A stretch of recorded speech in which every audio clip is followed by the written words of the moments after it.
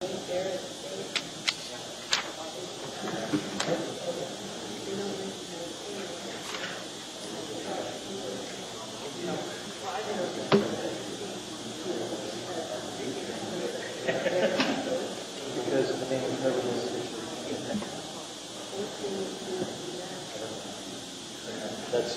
as far as on the new record. I'll ask them. Okay. Give it to the 4 in the next half. Yeah. Good morning. How are you doing? I love your sweater. Thanks. I was cleaning my closet. Oh my God, this is so looks like it's warm. It is. Well, and I've got a Okay, thank you. yeah, it is warm. What other situations if you don't? No. So my computer's screen on here for some reason. Okay, now I have to sign in, right? Let's see. I forget where I show up here. Do you remember where I show up on this? I don't. You can make this thing. Oh, okay. So, welcome. Oh. Social Security? Oh.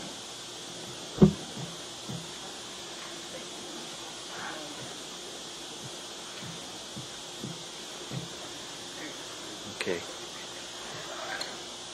Okay, let's call to order the December 3rd meeting of the Platting Board. Take the roll, please. Good evening. Taylor? Here. Clark? Roll? Dolphy? Here. McKay? Moses? How do we get Plunkett? Here. Dory? Here. Prater? Here. Okay, we have a quorum, but it's a 5-person quorum. When there is a short board, that is a 5-member board,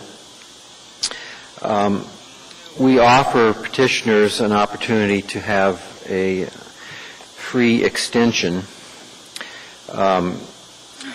The postponement is offered, and if the petitioner agrees to it, your case is moved to the next regular agenda. And that typically occurs within 30 days of this meeting. And if that's the course that a petitioner takes and then they can't make the next meeting, then they do get a one-time only option to choose the next date that he or she can attend, also at no extra fee. And the reason why this comes up is because a majority of the 9-member board is required to approve an action. So you have to get, if you do the math, you have to get all 5 of our votes. If you're one of the petitioners here tonight on the 3 cases that we have before us.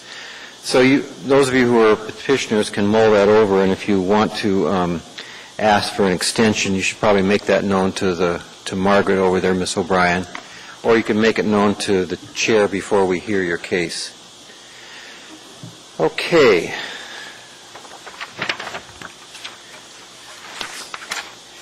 The first item of business is the approval of action summaries. We've got 2 summaries. Can I have a motion on that?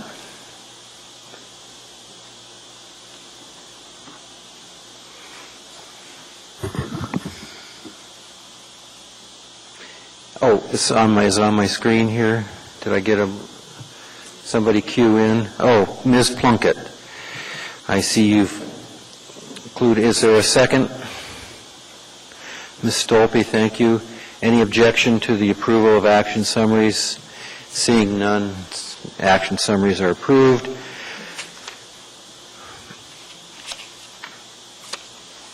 B2 is the approval of minutes. Can I have a positive motion on the approval of the minutes?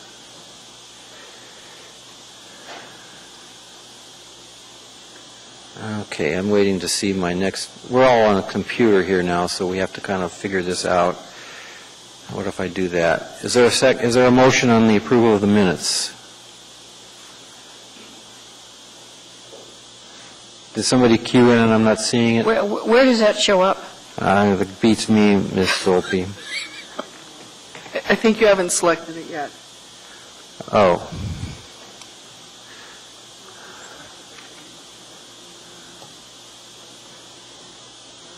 Where's our technical support here? There he is.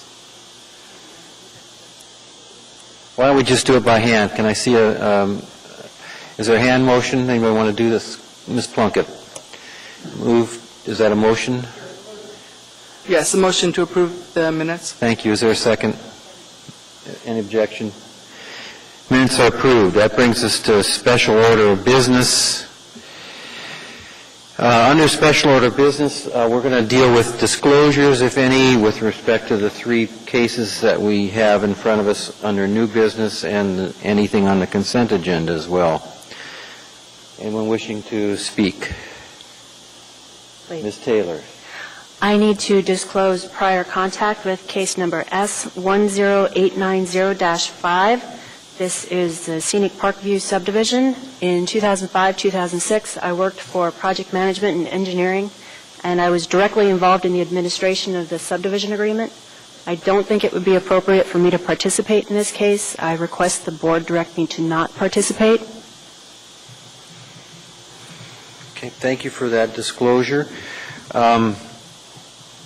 I think we should probably handle that at this point in time rather than wait till we actually get to the case. So let's take up the disclosure and the request from Member Taylor to be relieved of her obligation to participate on case 10890-5 Scenic Park View subdivision. Can I hear a motion on that? Ms. Stolpe. Mr. Chairman, I'm trying to figure out how to put that into a positive motion. Pardon me? If your director to participate and the motion fails, then she will So direction to participate is the positive motion, and then I would speak against it, and then vote no, and then that precludes her from participating. That's my understanding of how it might work. So move. Is there a second? Ms. Plunkett, thank you. And Ms. Stolpe, would you speak to your motion, please?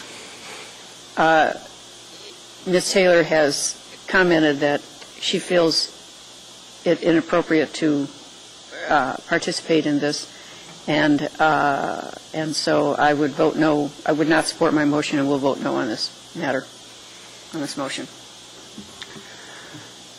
Okay. Anyone else wishing to chat about this? Comments, questions, concerns? I'm also going to vote no on the motion, and actually for the same reason that Ms. Stolpe articulated, which is that, you know, if a member says, I think I got a conflict and I don't want to participate, we can direct that person to participate. In this case, the member says, I took part in the planning of this subdivision as a member of the planning of PM&E and don't think I should participate in it. And it kind of raises that interesting question about that you visited last time, I guess, which is, if a member has participated in something in a case below, can they participate when it comes in front of the board? I don't have an answer to that, but I feel that if the petitioner says, or the member says, I don't want to participate because I feel that way, I think we should respect that. Any other comments? Okay, let's call the question. Why don't we, you can't vote on this, Ms. Taylor. Okay, you can push to abstain. Let's use our little voting cards here and take a vote. Cast your vote, please, yes, no, or abstain.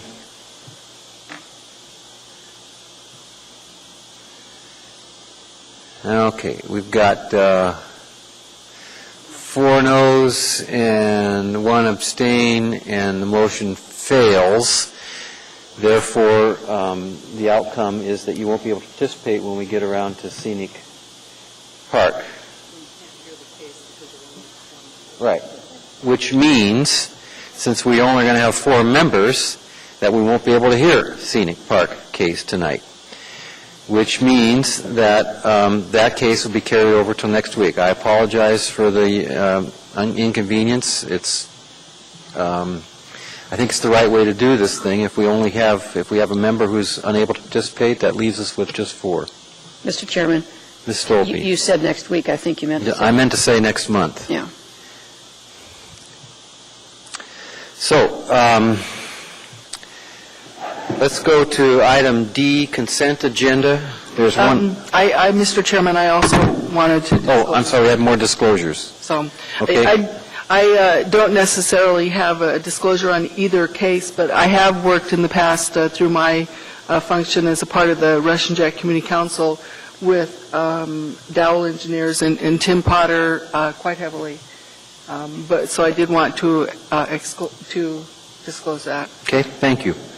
That falls under the it's a small town rule here, and most of us who've been here for any length of time know a lot of the other folks who show up at these things.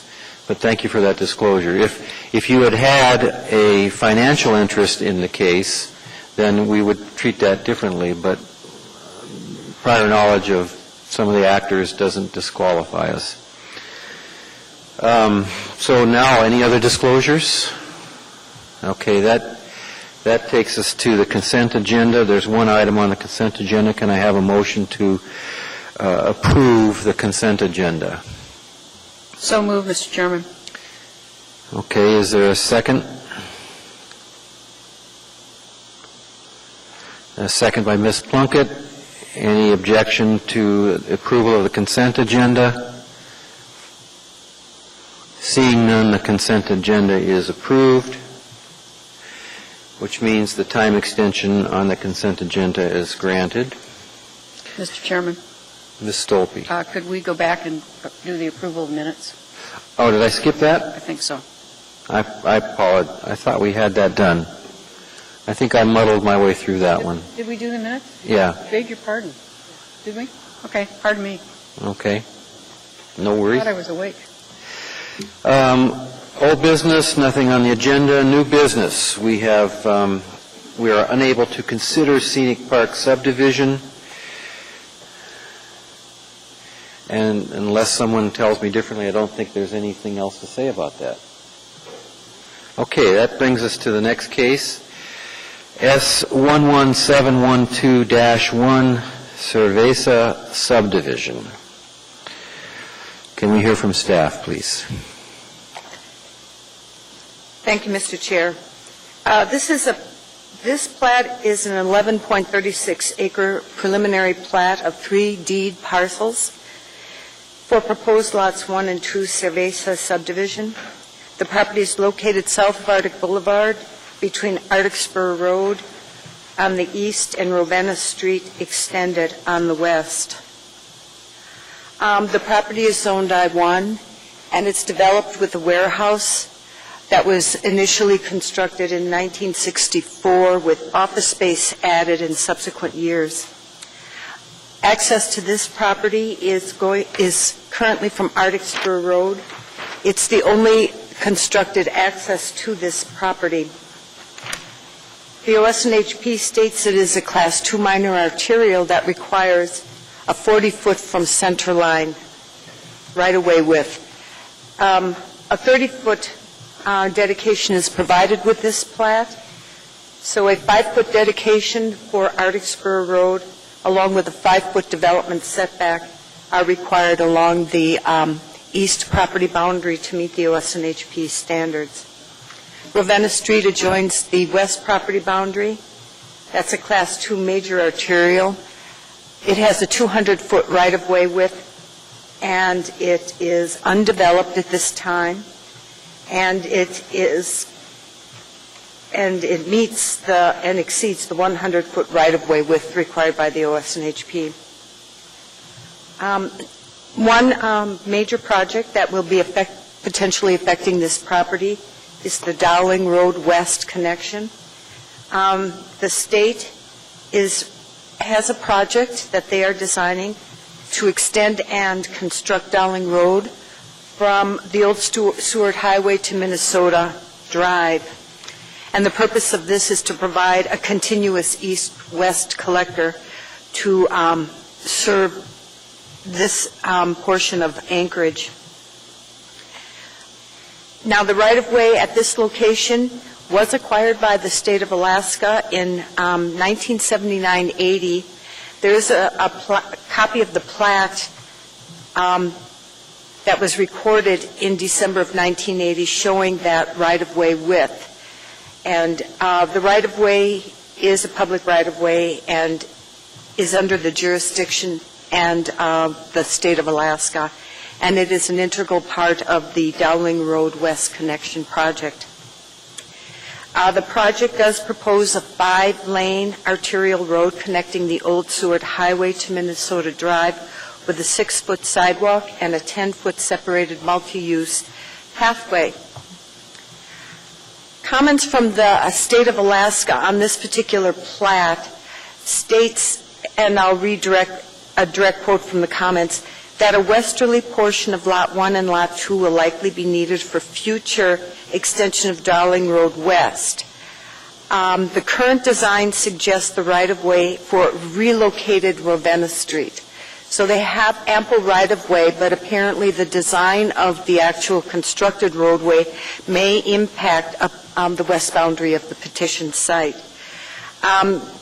In a conversation with the project manager for the Dowling Road West extension, after a discussion, it was resolved the way to inform the current owner, future owners, as well as building safety, is to have any proposed development of the petition site, the placement of any building on the petition site, to be reviewed in light of the current design for this project. And that should be as a plat note on the final plat. There are utilities serving this property. There is storm drain, a public water and sanitary sewer. AWWU has requested that easements for these existing utilities be resolved. There is an open drainage channel in Ravenna Street, and drainage does collect along the midpoint of proposed Lot 1A, and Project Management Engineering has requested that the need for a drainage easement be resolved prior to recording a final plat. There is a variance for the proposed 445-foot length of the whole portion of the flag lot that is proposed. And in reviewing the request in light of the standards that need to be reviewed for granting a variance, it does appear that those 4 standards have been met. Primarily, there is only one constructed vehicular access to the petition site. As mentioned before, Ravenna Street, when it is constructed, will be controlled by the Alaska Department of Transportation, and access to Ravenna Street, vehicular access to Ravenna Street from the petition site may not be granted to access this major arterial that is to be constructed. The 40-foot width will allow the extension of both water and sanitary sewer that is required by Title 21. Neither the Traffic Department nor Project Management and Engineering had any adverse comments regarding this request for variance. It really only affects this one lot. And based on the analysis in the packet, the department does recommend approval of the variance on page 9 and recommends approval of the preliminary plat subject to 8 conditions. We received comments from, they are amended conditions that were forwarded to the board along with the packet. We received comments from land use review, and that was received after the packet was written and printed. So the 8th condition was added to address the concerns outlined in the comments from land use review, which are also attached to the amended department recommendation. Thank you, Mr. Chair. Thank you, Ms. O'Brien. Any questions for staff? Ms. Taylor. On the amended conditions of approval, 8E on page 3, there's a requirement or a request for a visual enhancement landscaping easement adjacent to Rovina. If DOT does come along and have a right-of-way take, what will happen to that 8-foot easement? Will there be another 8-foot easement dedication required? Will it be automatic, or will there be a gap in the easements. Could you please address? Depending on when the preliminary plat, a final plat is recorded, that could disappear.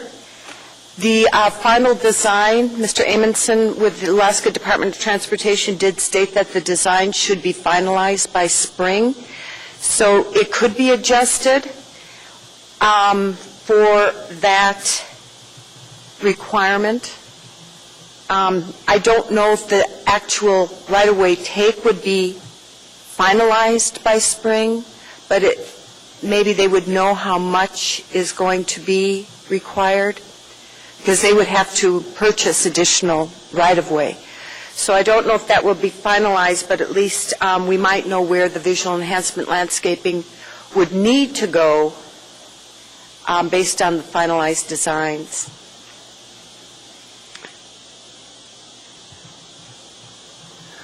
Any other questions? Any other questions for staff? Okay, seeing none, let's open the public hearing. Is the petitioner or the petitioner's representative on this case present? Would you come forward? You have an opportunity to present.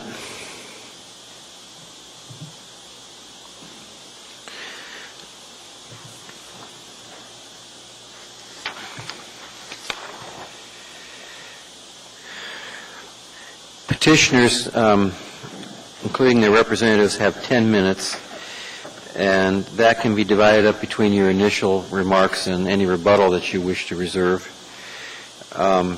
When your testimony is complete, you might be asked a couple questions by the board, and that doesn't take away from your time.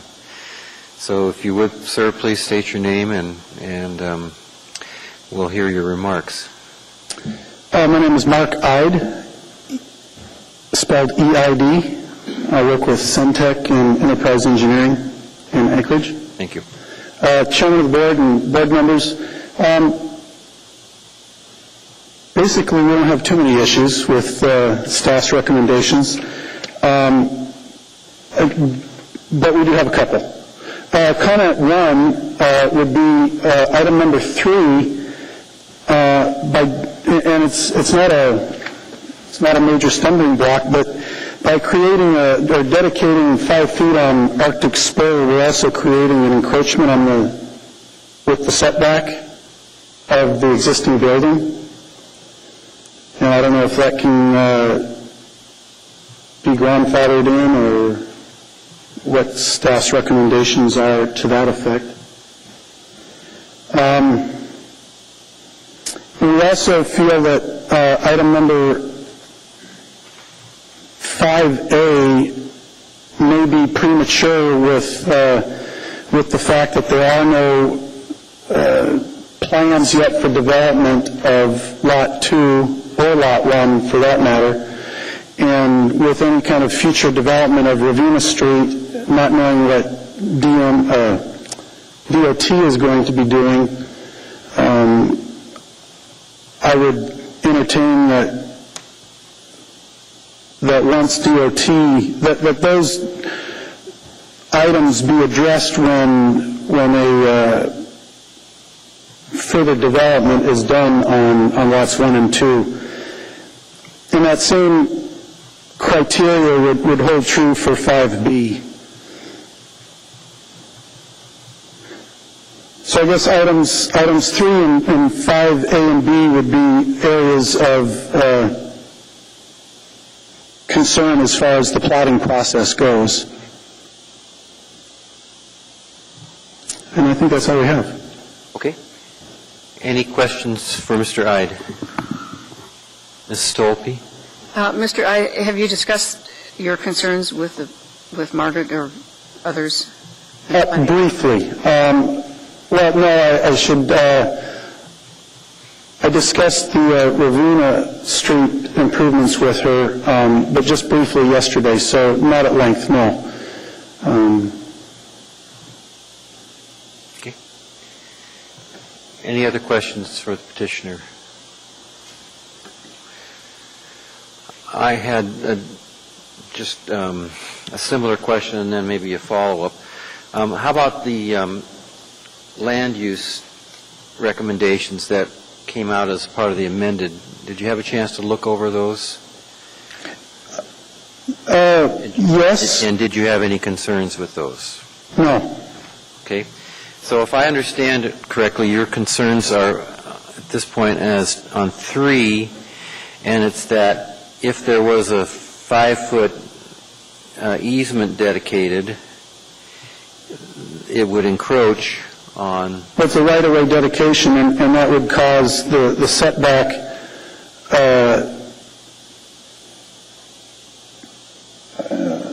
to encroach on the building and the existing building.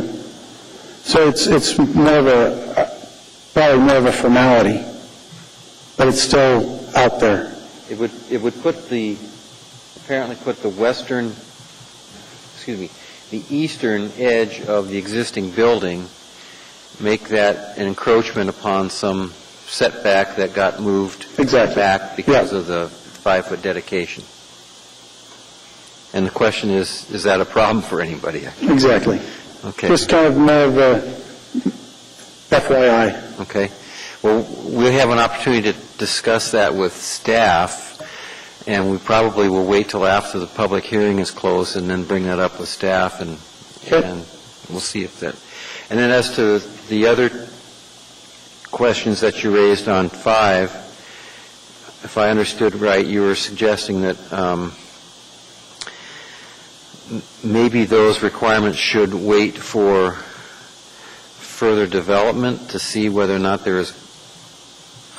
could you restate that, because I'm not sure I followed you on that. Well, for both for 5A and B, and maybe predominantly for B, but it pertains to both, with the proposed construction of Ravenna Street, as well as the undeveloped site as it is right now, it seems like a grading and drainage plan as well as a sediment control plan is premature at this point in time, adding undue cost to the developer.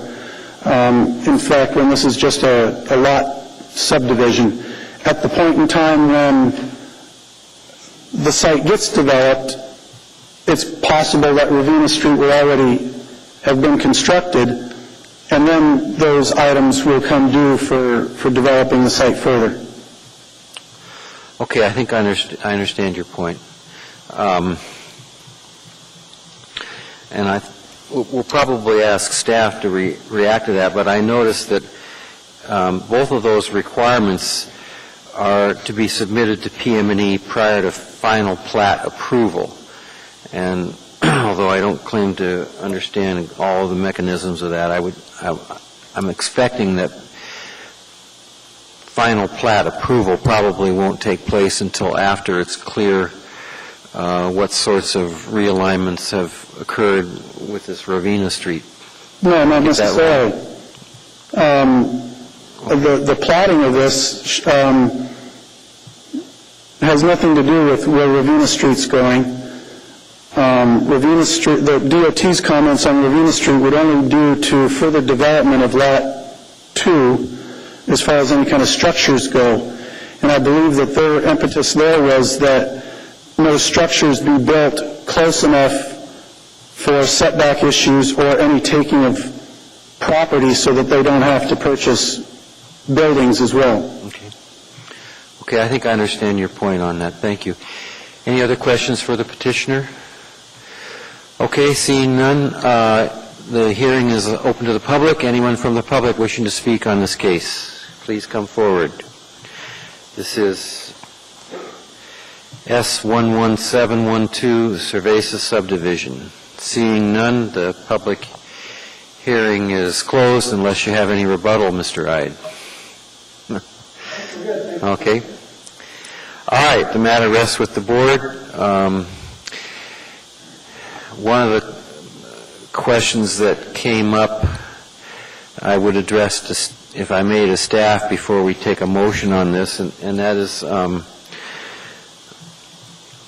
there a problem with adding this 5-foot dedication, which puts the edge of that existing building into an encroachment situation.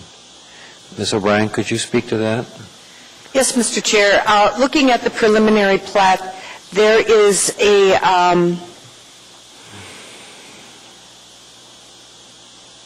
20-foot railroad easement that runs along the eastern property boundary. There are railroad tracks within that easement. The narrowest separation from the east property boundary occurs at approximately the northwest corner of the structure, where there's 17 and a half feet. And there is a requirement for a 10-foot front yard setback to be provided in the I-1 district if the east property boundary is determined to be the front lot line. That is where they take their access from. The requirement is for a 5-foot dedication and a 5-foot development setback is required by code. It would require a variance not to provide that. There was a legal opinion that was issued at some point in time in the late 90s or early 2000s that if a lot was made non-conforming or a non-conformity resulted from a platting action, it would be considered to be a legal non-conforming as it's resulting from municipal activity in requiring right-of-way. So the one way to do that is I think there needs to be a determination. This property has two frontages, both Ravenna and Arctic Spur. So I think that what would be most helpful would be to maybe require the petitioner to get a determination from land use review of what their required yard setbacks are, given that it has a double frontage. And then resolving the need to dedicate 5 feet for Arctic Spur and providing a 5-foot development setback, or in the alternative, obtain a variance if required.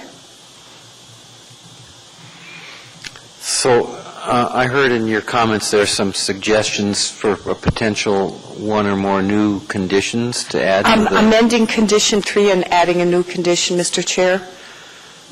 Okay. Did you have... It sounded like you might have had some specific language. Could you run that by us again? Okay. For the added condition of approval, it would be... Number 9, I guess, huh? It would be number 9, and it would read,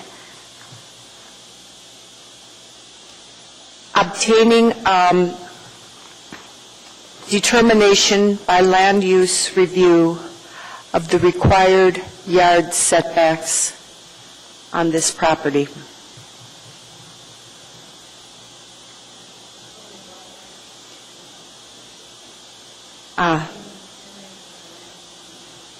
Of the required yard setbacks on this property.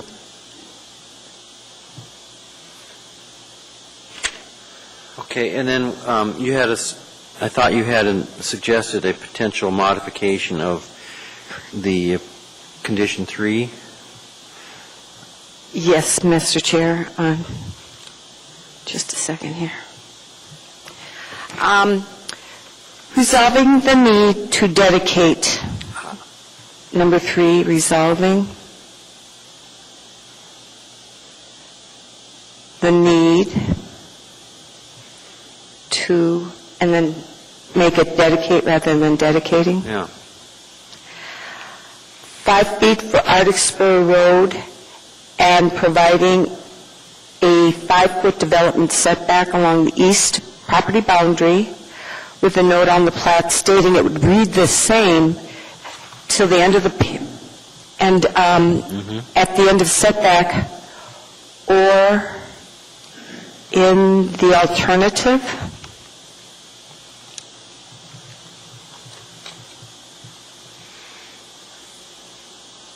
resolving the need to obtain a variance.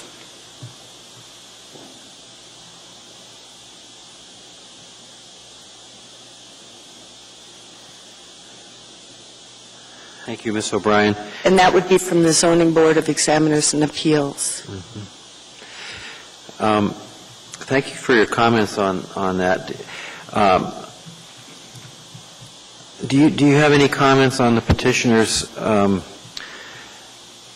concerns about whether or not it's premature to do a grading and drainage plan and an erosion and sediment control plan, given the likelihood that there may be some additional work done on Ravenna? Thank you. The time frame, if I could just back up a little bit. Sure. The time frame for construction was given to me. It's a rough time frame, and I put it in the packet. It was given to me by Mr. Amundsen. And the road is going to be constructed in 2 phases. Let's see. Okay. On page 7, the 3rd paragraph, there's a detailed design for the project is projected to be completed by June, July of 2009. The current project timeline is to construct the segment from the Old Seward Highway to C Street in 2010 and build the segment from C Street to Minnesota Drive, which is, this property is in Phase 2, in 2011. I don't know the timing of any development on this particular piece of property. I believe that PM&E didn't know that either. Mm-hmm. And so I think the first condition, too many here. The first one is 6A. I think it was 5A. Yeah. The first one, providing prior to final approval, a grading and drainage plan. This is the time that the municipality can obtain those drainage easements. And I believe that's why that condition was placed on the preliminary plat, so that if there are easements that are needed, it could be obtained with this plat. Erosion and sediment control typically is required when the development of the property is imminent, but we don't know what the development of this property is. So I believe that there isn't a representative from project management and engineering here tonight, and I would say don't think I would feel comfortable eliminating those conditions, but amending it to say resolving the need to submit, so that if they're not needed, then PM&E can tell the petitioner or his representative that it's okay, you don't have to do that now. But if they're deleted, there's no opportunity for PM&E to give this a second look and obtain more information from the petitioner. Thank you, Ms. O'Brien. Any other questions for staff? I had one question, Mr. Chair. Yes, sir. Staff, couldn't the grading and drainage plan and the erosion and sediment control plan be taken care of during the time that they fill out an application for a building permit? Typically, that's it's done. Typically, PM&E puts this requirement on preliminary plats where it is a known development. This we don't know is a development, but you're right. That can be required with the building permit, but I don't believe you can obtain easements with a building permit. My understanding is that these conditions were put on here to obtain a drainage easement, a potential need for a drainage easement. Correct. Okay. Any other questions? Okay. All right, I entertain a motion on this case.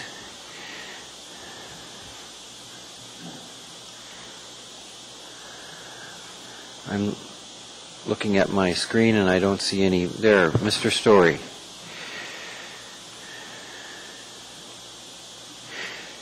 Did you cue and do you want to make a motion on this? Yes, I would like to make a motion. Okay, let's start with the variance first. If you were planning on it, that would be good. Mr. Chairman, may I interrupt? Could we go back and review, before we start with the motions, I'm a little confused about, I understand what the petitioner's issues are, and I think I understand what staff had to say, but where that all fits in. If we could just review that. I didn't get the wording of Margaret's comments. Well, I think I think some other people got it, yeah. All right. Okay. All right. Go ahead, Mr. Story, please. Well, I can start out with item number 3. I would move to approve the conditions of approval with adding, amending number 3 to add resolving the need to dedicate a 5-foot, dedicating 5 feet for the Arctic Spur Road and providing a 5-foot development setback along the east property boundary with a note on the plat stating that the required yard setbacks are measured from the development setback or the need to obtain a variance. Mr. Chair? Yeah, typically we would address the variance first, because if we don't approve the variance, that is to create that flagpole lot down there, that flagpole down there at the bottom. If we don't do that, then we may not be wanting to move forward to approve the plat. So it kind of depends upon the approval of the variance first. So, Mr. Story, why don't you hold that second motion and we'll ask for it again, but if we could get a motion on the variance first, that would probably be more logical.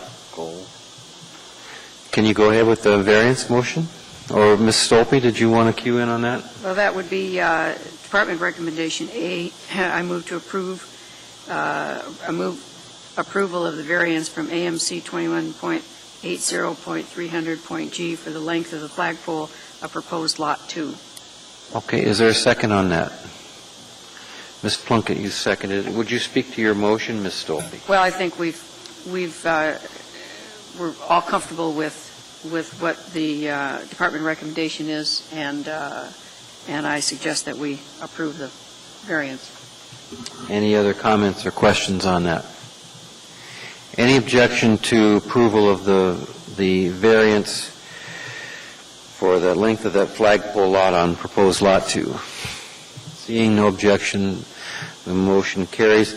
Now, Mr. Story, please. Thank you. No, no worries. Okay, so your motion on 3 was to change the words to resolve the need to dedicate, and then add or in the alternative, resolve the need to obtain a variance. Yes, I guess backing up, I approve the motion to approve items 1, 2, and 3, with 3 being amended to add the previous verbiage. Yes. Mr. Chair? Why don't we try to take them all at once? We need to have wording that says, moving to approve the plat for 18 months, subject to the following conditions. Right. The staff is concerned that we don't have the proper packaging for the motion yet, which would go something like, she just said, move to approve the plat for 18 months, subject to the following conditions, and then typically we would go through the 8 or 9 conditions and make any tweaks that we're going to make to them, and then we'd have the motion in place. So would that be an acceptable amendment to your motion, Mr. Story? Yes, it would. Okay. Any other conditions that you wanted to tweak, for example, 5 or any of the other ones?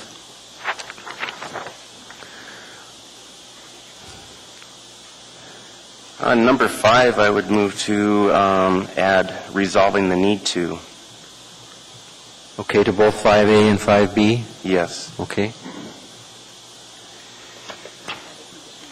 Yeah, and there was some discussion of a potential additional condition. You're still on the hook, Mr. Story, if you want to take up number 9. I'll try number 9. I might need Okay. help with the verbiage on this one. I also move to add a 9th condition for obtaining and determining from land use review of the required yard setbacks for the property. Yep, I think that's what we got, obtaining a determination by land use review of the required yard setback on this property. Can we get that? Okay, so that's the motion in all its, thank you. It's sometimes tough to work through all these things. I appreciate that, your effort on that. Is there a second? Ms. Stolpe, you've seconded.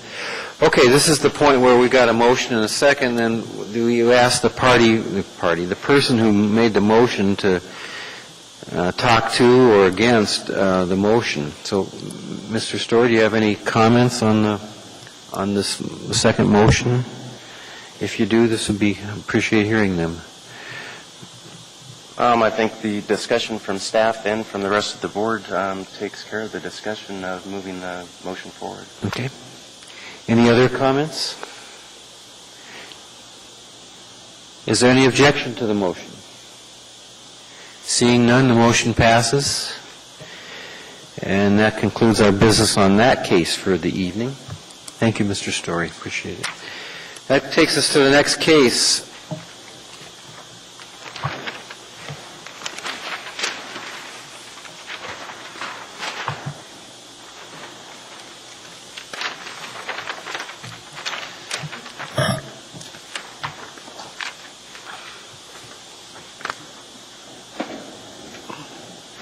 And I had it here a minute ago. There it is.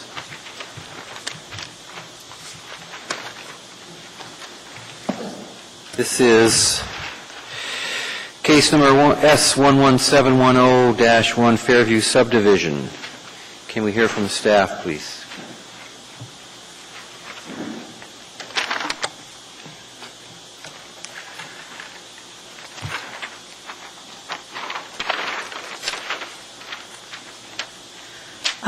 Thank you, Mr. Chair. I just want to call to the board's attention before I begin, that additional information came shortly before I left for the meeting, and there was a second amended set of conditions of approval that has attachments. One of the municipal departments sent me an email about 4:45 making an additional request, which was addressed in the revised conditions of approval. Is that on our desks here somewhere? I had to lay it on the table tonight. Okay, so this is... It's different from the revision that was sent. It's on the table tonight. So if we disregarded the revision that was emailed to us and we just look at this one, we'd be okay? That's correct, Okay, because got this it. all happened after the email. Okay. Where is it? Let's see. This is a preliminary plat for Fairview Subdivision, Block 9, Lot 13A. It's a reversion to acreage of 3 lots into 1 with vacation of an alley right-of-way. It's approximately half acre in size. It was formerly occupied with a clothing store, Brewster's. The building still exists, but it is vacant. And the purpose of the plat is to prepare the property for redevelopment to construct a full-service bank on the site, and the existing structure will be removed. The property is zoned B3 General Business District. It is located on the east side of North Burgraw Street and on the north side of Mountain View Drive. North Mountain View Drive is designated as a Class 1B neighborhood collector, requiring a minimum 70-foot wide right-of-way width. Currently, there exists a 35-foot right-of-way width from the center line. There's a requirement for a dedication of an additional 5 feet. There's currently a 30-foot half-street dedication. 35-foot half-street is required to meet OSNHP standards, so a 5-foot dedication is required along the west property boundary. Mountain View Drive, however, is a Class 1A commercial industrial collector. OSNHP requires a 40-foot from centerline right-of-way, and the request with this preliminary plat is to provide a 5-foot dedication along the south property boundary, as well as a 5-foot development setback to meet the OSNHP standards. Neither project management and engineering nor the traffic department required any road improvements with this particular plat. A portion of the east property boundary does adjoin a residential zoning district. That portion that adjoins the residential zoning district, a 10-foot wide buffer landscape easement is required, with buffer landscaping to be installed with redevelopment of the property. The property is served by all public utilities, and project management and engineering advises that submission of a drainage analysis and calculations will be a requirement of the building permit review process. Watershed management and flood hazard review had no comments on this proposed plat. The request for the vacation is basically approximately 108 feet of the 20-foot wide east-west alley that adjoins the subject petition site. Currently, that alley is constructed, and bollards have been installed at the western end of the alley as part of the implementation of a high traffic safety plan that was developed by Dowell in the 1998. So those bollards have existed since probably the late 90s. And they were installed as a traffic safety measure, basically to prevent the alley being used as a high-speed alternative access from Mountain View Drive. Vacation of the alley will not create a dead-end alley, as there is a north-south alley that joins the property to Peterkin Street. So if the vacation request is approved, the proposed bank building will not be constructed within the vacated alley right-of-way. However, easements will have to be provided for all the utilities that are currently located in that alley. Fire plan review had no comment on the vacation request. Project management and engineering deferred to the traffic department. The traffic department supports the vacation request, and it appears to meet the municipal vacation policy and ordinance.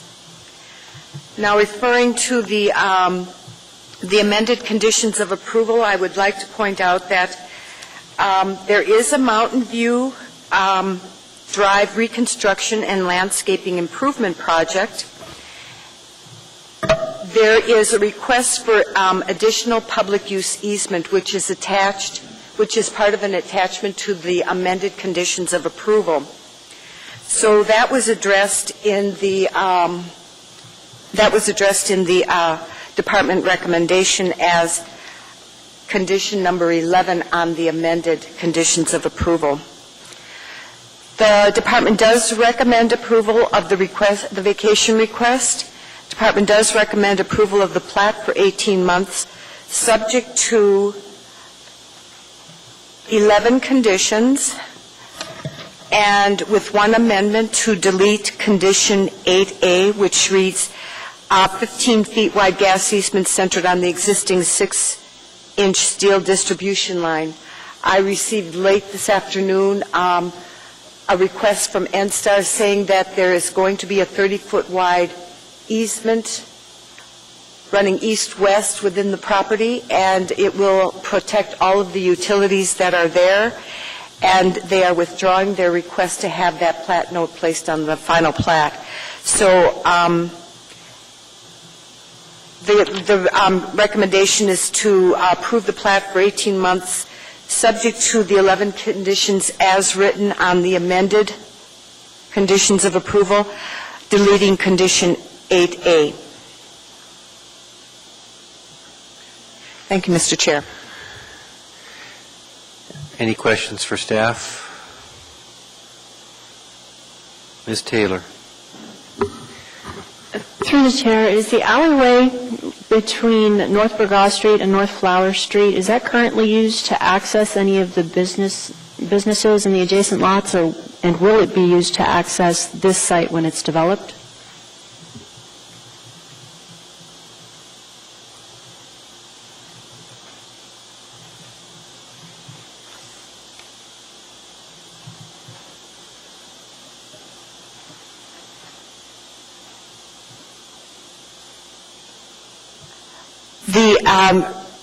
Through the chair, Ms. Taylor, the remaining portion of the alley can be used to access existing lots 10, 11, and 12. The north-south alley, they can be accessed from, I believe, Peterkin Street to the north, and it provides a safe alternative to accessing it from a driveway onto Mountain View Drive, although the driveways may already exist. Access could be obtained to the petition site from North Flower Street. A turnaround was not required because of the intersection with the north-south alley. That answer your question? Any other questions for staff? Ms. Plunkett. I actually have a couple. I think there's also a museum on this site, isn't there, which you didn't refer to? The building's already been torn down on, or is that on 16? Is the current natural museum, is it on lot 16, or is it also attached to this same? Through the chair, I don't believe that it's attached to this site. I checked property appraisal records to determine what they have shown, what they have for this site, and they just identify a vacant building. There was no other structure that was identified in property appraisal records. Okay, so it's maybe the next one over, and I just can't see from the aerial the original museum. And then the second question was, were there any comments? I know that alley is currently used by a lot of pedestrians, because I happen to use that road a lot. And that's all I ever see are people walking on that street. Do you know, as a part of that, if pedestrians are still going to be able to, because they use the alley right now to cut through to get to Burgaw, if they're still going to be able to use it? Through the chair, Ms. Plunkett, I understand that there will be parking on the northern portion of the building, and that there would not be any structure to prohibit pedestrian access across this property. And I would defer to the petitioner's representative to either confirm or correct me if I'm wrong in that assumption. Any other questions for staff? Chair had one question. I think you meant delete 8B as opposed to 8A, at least the way it shows up on our records here. Thank you, Mr. Chair. I stand corrected. It's 8B. Thank you. The other more serious question, I guess, or a different question, is the north side of this that abuts up against, looks like lot 16, is lot 16 not a residential? Is there a landscape buffer that's required to the north, or is that not residential? Or Mr. Chair, that's zoned B3. And the zoning map is shown on page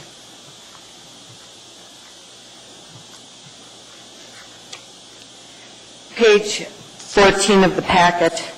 Okay.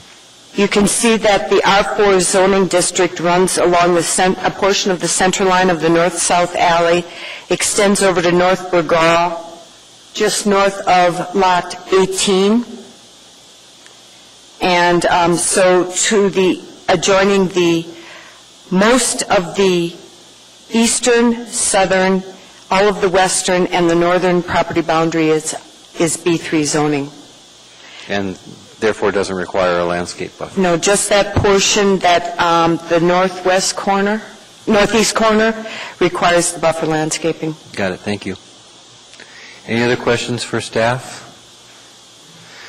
Okay, let's open the public hearing. Can we hear from the petitioner or the petitioner's representative, please? Welcome. Hello, Mr. Chair, members of the board. My name is Tanya Hiccup. I work with HKM, and we are representing the petitioner, Anchorage Community Land Trust. And with me tonight is Mr. Potter with LHKM also, and he can answer any historical questions in regards to any of the traffic studies that were done in this area back in the 90s. I'd like to reserve any of my remaining time for rebuttal. Okay, any other comments? Okay, any questions for petitioner? You have about 9 minutes reserved. Any questions for the petitioner? Oh, you're going to go make a presentation. I'm sorry, you threw me off. I thought you were finished. No. Go ahead, please. This application, as Margaret stated, was to re-subdivide 3 lots into a single lot with the vacation of the alleyway. The approval of this plat would allow the lot to be proposed for the location of Credit Union 1's 3,000 square foot full-service branch facility. The branch will have 2 drive-through tellers, as well as a 1,000 square foot shared conference center, and approximately 500 square foot APD substation. And the purpose of the shared conference center is for daily business functions, but also for the local residents, so they can learn about investing and banking principles. Credit Union 1 has been working with Anchorage Community Land Trust for over a year on this site to bring full-service banking to the Mountain View community. Mountain View has been the site of many new redevelopments over the last several years. Some of them as the Glen Square Mall, the Cook Inlet Housing has many redevelopment housing projects in the area. Cook Inlet Tribal Council has a Shawanoot facility, which is a couple blocks over on Mountain View Drive, as well as Glen Burgaw Interchange just being completed this last summer. Clark Middle School being reconstructed just currently, as well as the municipality reconstructing Mountain View Drive in Phase 3, along with the landscape improvements and pedestrian improvements in the immediate area. And not included in your staff packet was the September resolution from the Mountain View Community Council supporting this project, and so I thought I'd go ahead and hand that out to you. Please do. We'll add that to the record.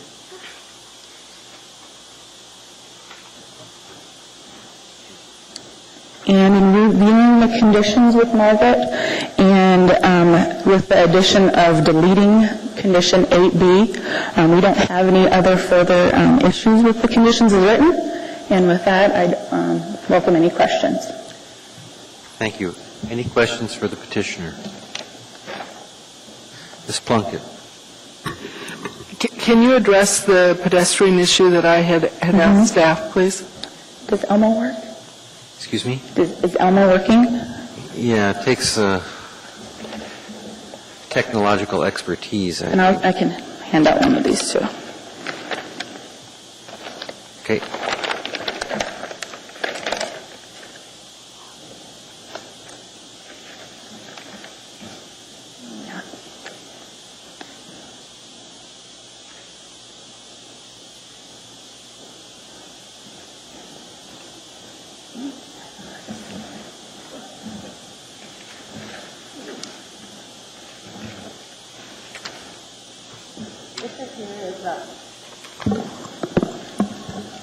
This is Raga, and this this is Mountain View. To the south of the bottom half of the page is Mountain View. And this is a very schematic concept site plan prepared by Rim Architects for the project. And in it you'll see the building with the landscaping improvements by PM&E. Right. And then you'll notice the parking lot with access off of Bourgaw here. And then this is the location of the tellers. And currently we're proposing to have one-way access around through the parking lot for the drive-through tellers, but this would be two-way for the parking lot. We don't have any pedestrian facilities specifically in the alleyway, which is a little bit further north through here. But the project that PM&E is constructing or designing currently does have landscape improvements in this area that will greatly improve the landscape and the pedestrian facilities in the area.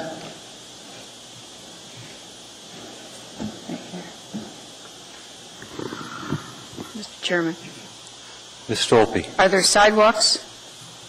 Pardon? Are there sidewalks? The sidewalk would be right here for the building, because this would be the front of the building. Where, I'm sorry, Right here. does that address your need? Your issue? Can you point out where the APD substation is going to sit on this? It's going to be combined with the building, so I don't know what the internal space planning is, but I would assume it would be one side or the other, with the conferencing center in the center that they would share. Thank you. Any other questions for the petitioner? Ms. Plunkett? So if I'm looking at the schematic, roughly where that dotted line is, I'm assuming is about where the alleyway would be now, currently? Right here. Yeah. Mm-hmm. And I did bring along this. I don't know if you can see it. That's where the alleyway is currently. Okay, any other questions? Yes. Mr. Story? Would there be any reason that a pedestrian easement couldn't be created along that center line of the alleyway, say 5 feet each side of the center line of the alley, to preserve the rights to the pedestrians there? The center line of the alley is right through the drive aisle, so I don't know that that would be a very good compatible use In the current configuration? in the current configuration.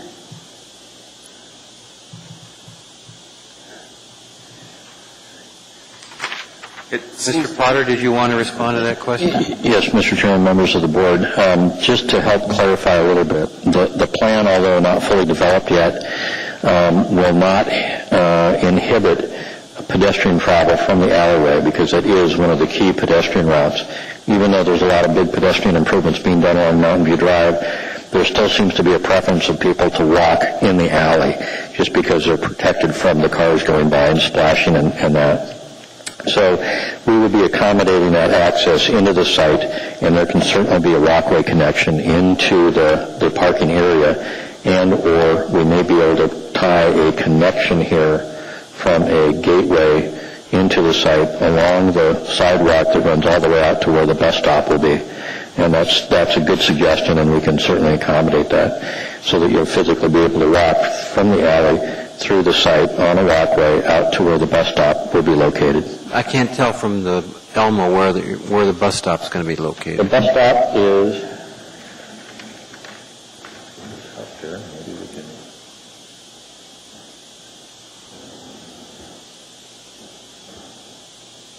That's not the right way. Okay, if you can see the current drawing, the bus stop is in this location. Okay. So people will actually be able to use some of the coverings and overhangs of the building as well as the bus stop that is there to congregate. And Credit Union 1 has worked with the People Mover system to adopt that bus stop, so they'll be responsible for maintaining it. both from a maintenance standpoint, cleanliness standpoint, those types of things, and security. And they have worked with both APD and People Mover and the Community Council so that they will incorporate within their security camera system a camera that's monitoring the bus stop itself, which should add a big safety factor to the bus stop in this location. So, Thank you, Mr. Potter. Any other questions for the petitioner? Yes. What instrument would be in place to protect the rights of the public to be able to go through the property other than just having a walkway or the convenience of the improvements there for them? Or for potential future development through there. Right now, the public has the rights to access that property through the alleyway. Once that alleyway is vacated, they won't have those rights to do so. That's a good question.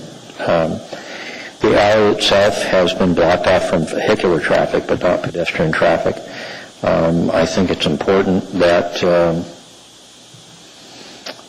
I don't know if they necessarily need an easement, but I think an accommodation of the pedestrian movement through there is a good idea. I wouldn't want to place an easement where the utility easement is necessarily, because that puts them right out into the drive aisle. I think if there's a commitment to not block off pedestrian traffic and keep it from occurring, and we've accommodated a walkway, I don't believe that Credit Union 1 or anyone else is going to put up a sign that says, you can't use our gates, you can't use our walkway. I understand what you're saying. Yeah, and I just thinking in the future, maybe if they do have a lot of crime that's there, that they might put up a fence in between, the east side of the property and Burgos Street, potentially. Sure. I guess in this case, it may appear to be a direct route, and we won't block that. Flower Street is one building away.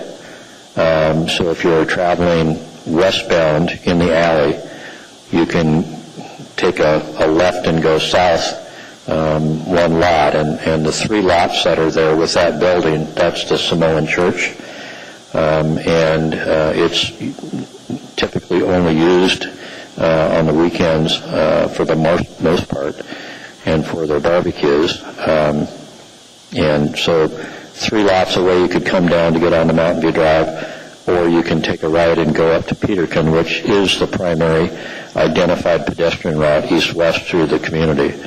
So the alleyway isn't even the principal east-west designated pedestrian route.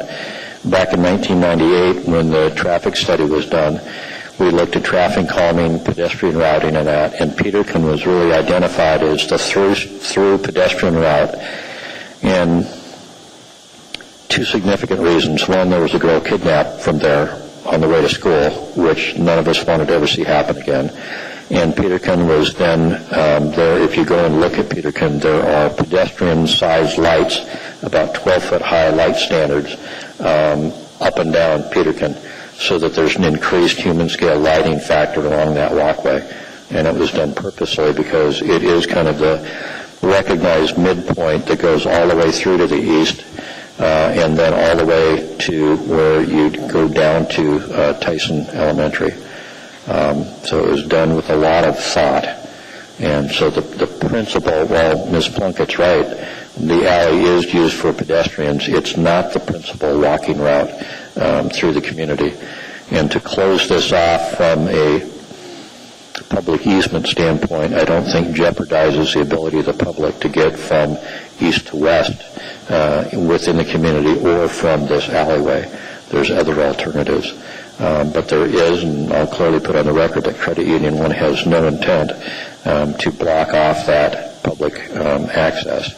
To put an easement on the plat, however, creates a situation where if, in fact, Credit Union 1 modifies the building or does something else, then they have to work around that easement, and it becomes very difficult. I don't know what else to say to that issue. Thank you, Mr. Potter. Thank you. Ms. Stolpe, you had a question? In my mind, it raises a larger issue. I asked a minute ago about, with this drawing that you gave us, if there were walkways, sidewalks, bordering the property on both Mountain View and Burgaw. And I understood the young lady. There are walkways on both Burgaw and Mountain View Drive, and they are being enhanced with the road project that's being talked about that we've represented here, incorporating these large planters, which are still being finally designed at this time. And that's on one of your conditions there, that we resolve the public use easement associated with that. So there are public walkways on Mountain View Drive. There are on Burgaw, and they're located here on the plans. And then there'll be internal walkways adjacent to the building running across the north side of the building, east-west. And based on your comments tonight, we'll go back and incorporate into the site plan an access through a portal or a gateway or arbor or some element that identifies it as a pedestrian connection, like we've done in Fairview and then down by Lions Park, where there is an arbor structure constructed. We can incorporate that into the landscape plan and create a walkway that does go from the end of the alley through that portal. So it's a very distinct access point for pedestrians, and they can walk directly through under cover and where it's well lit out to the bus stop. So I think that's a good plan. And if I could just, Mr. Chairman, ask one more question. Go ahead, please. I'm not clear where in this drawing that you've given us, where that walkway would be sited. Where it would be sited? Yes, I know you've talked about it, and I understand what you're doing. I'm going to go and scribble on Tanya's plan. So go ahead and watch. If this is really the edge of the alleyway, what we would do is create a portal structure here, and then have a walkway going through the landscaping down to here, connecting to this sidewalk that goes all the way out to the bus stop. All right, and then if they're walking down the alleyway and they make a left, I heard you say, and so where is it I just don't understand, where is it they access this? How are they going to be aware that they can access this? No, I mean, where are they coming from? If you the alley is over here. This is east. Okay. And the alley actually comes all the way to here, and you're forced to turn north or you're going that way.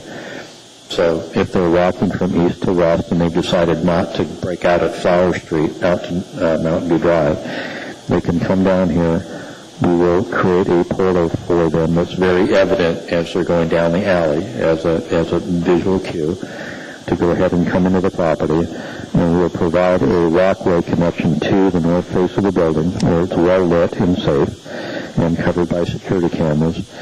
And we will not prevent them from just walking right out here if they want to. Right, and that was what my concern was, is that there wouldn't be the temptation, maybe there is going to be, just to walk through the parking lot, which can become a dangerous situation.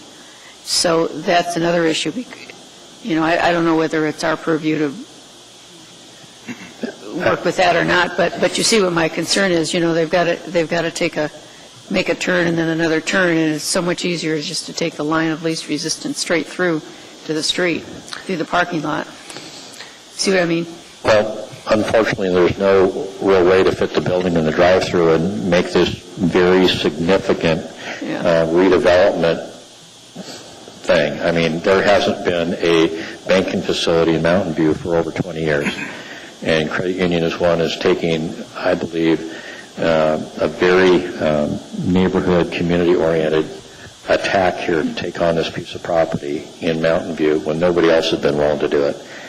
And we physically can't fit the puzzle on the property any other way to make it work because of queuing requirements for the drive-through requirements and that. And with all the stuff that the city wants for these landscape containers that are built out here.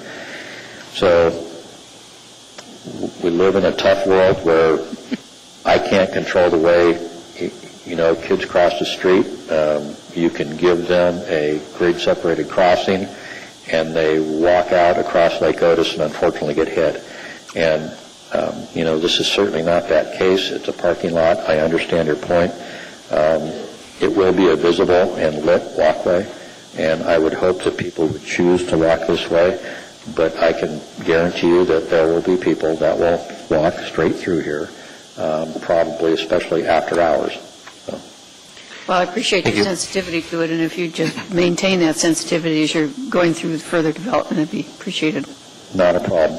And based on credit union's intent, they want to be in Mountain View for a long time. They're fully committed. And there's a few cash checking businesses that they would love to have go somewhere else. If there are no other questions, we'll open the hearing to the public. If there's any comments from the public, anyone from the public wishing to address this issue, now would be the time to come forward. Seeing no one, the petitioner has any rebuttal time for last-minute thoughts that they wanted to get in and didn't get in? Any questions that you may have? We'd be happy to answer questions that you might have, and I think it's very important, as many of you know, just how active the Mountain View Community Council is. They have been very involved. Credit Union One's been working with the Community Council and the Development Authority for over a year to get this facility underway. Okay. The building has been raised, and they're currently doing, at least they were until it froze real good, they were doing remediation because previously that building was a garage and gas station for some time. So there is remediation being done on the site. That'll be concluded in the spring, and then Credit Union will start construction. So any other questions, we'd be happy to answer. Any other questions for the petitioner? Ms. Taylor. Through the chair, I understand your client's concern about the restrictions of a potential pedestrian use easement to protect the pedestrian's right to access. Could you speak specifically to how it would impact the project as you know it if we did require a public use easement over the pedestrian improvements you've proposed? Over the pedestrian improvements that we just talked about, we could probably create a document easement. That could go that way. We'd want to be extremely careful how we worded it from a liability standpoint. And, if there is, we wouldn't necessarily want to create such a great place that it became a place to congregate after hours, and we'd want to be able to retain some ability to eliminate the public's rights to loiter in that location. So, and I think you can understand the concern. Mm-hmm. So, I would hope that our commitment that we will do that, but we do have a requirement to maintain some control, is very important. 1 block away at Flower Street, there was a significant amount of loitering occurring. It was directly across from the Brown Jug, and the road closure that was there, which was a large planter and walkway arbors to walk through, became kind of a camp-out ground for a variety of activities. The neighbors concerned about it, the police were concerned about it, and that was actually taken out, and it's being redesigned, and it will be reconstructed in a different format that will actually allow cars to go through one way. And then there will be landscaping containers built on both sides of that neck-down area, and irrigation will be placed there with the potential of and the capability of having random operated and timed sprinklering systems so that during the summer it won't be a great place to loiter because there'll be a random selective schedule for when the sprinklers will come on. And so we don't want the same type of situation that we can't control at this business. So, if following up on that, if I heard you correctly, I think you're suggesting that if there was a public easement added to east to west across the parking lot, it could create more problems than it solves. Well, it creates an interesting situation where when you're going into a neighborhood where Cook Inlet Housing has reinvested about $44 million to date, Cook Inlet Tribal Council has put in probably $3 or $4 million with the Sean Lute and the old Noble Diner facility that they're operating. We've spent, the middle school must be 50, 60 million, and that we want to make sure that there's some level of control from the private sector and the public entities that are investing that kind of money, that they have some ability to control that, and it doesn't become a control issue, again, for the community patrol and the police. And, I believe that we can partner with the community and make the commitment here that we will, with the site plan, accommodate through pedestrian access. But I think it would be very difficult for Credit Union 1 to create a situation that they could not have control over and tell the public that they had to leave. Any other questions for Mr. Potter or for Ms. Hicka? Seeing none, thank you very much for your presentations. Very informative, helpful responsiveness to the board's questions. The public hearing is now closed. The matter rests with the board. If there are no questions, other questions for staff? No questions for staff? We would hear a positive motion. Okay, Ms. Plunkett.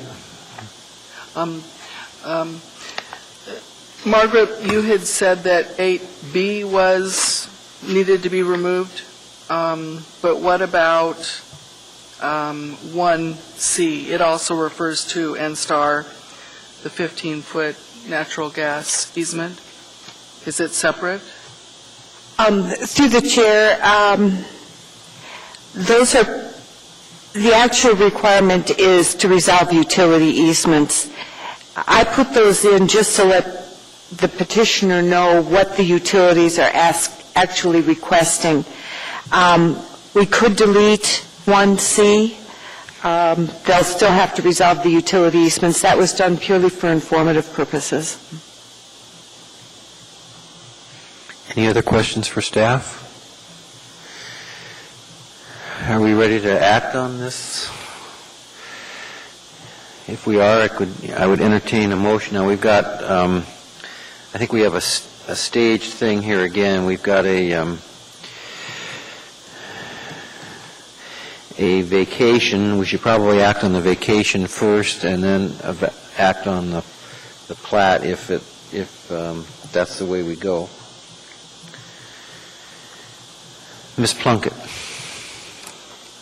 I'll make a motion to approve the request for S11-710-1 Fairview Subdivision Block 9, Lot 13A, request to vacate approximately 108 feet by 20 feet of the alley adjoining lots 13, 14, and 15, Block 9, Fairview Subdivision Plat P34, subject to the non-objection of all affected utilities and to recording a final plat within 18 months.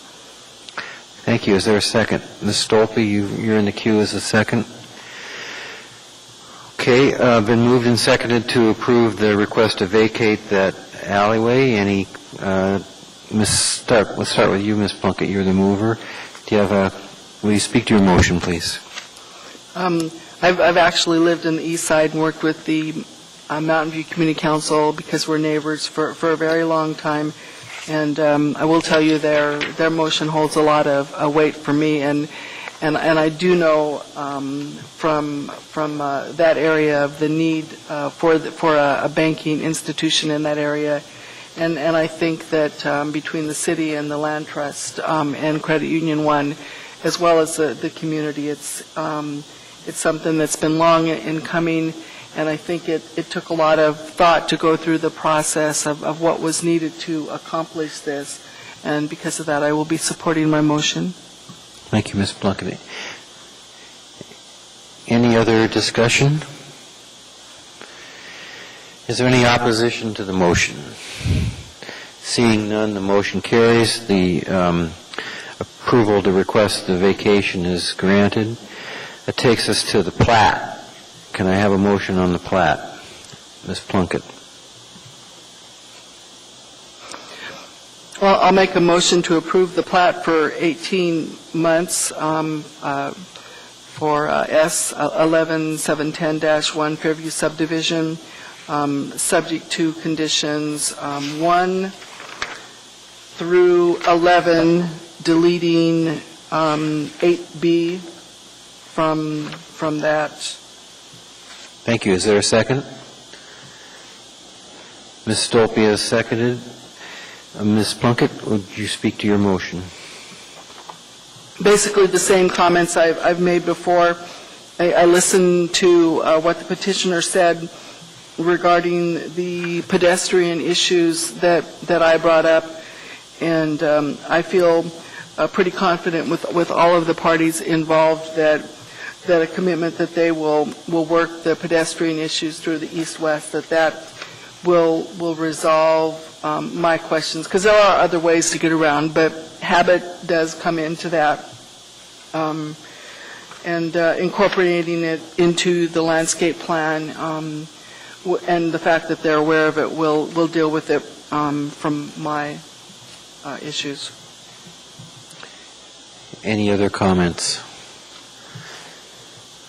Seeing none, is there any objection to the motion?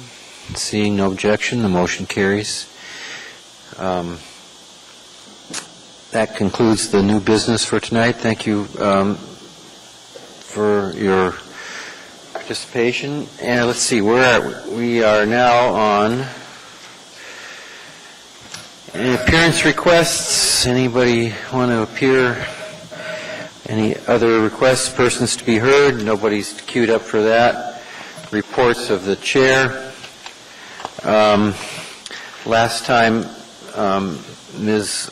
McKay suggested that we wait another month to talk about selecting a chair, and my concern was that I had missed a couple meetings in a row, and I wasn't setting a very good example as a chair, and Mr. Clark and or Ms. McKay both volunteered to step up, so I'm happy to surrender the mantle to them, and we'll probably take a vote on that next time when we meet. Anything else to report? Board member comments? Can I hear a motion to adjourn? We are adjourned. Thank you very much.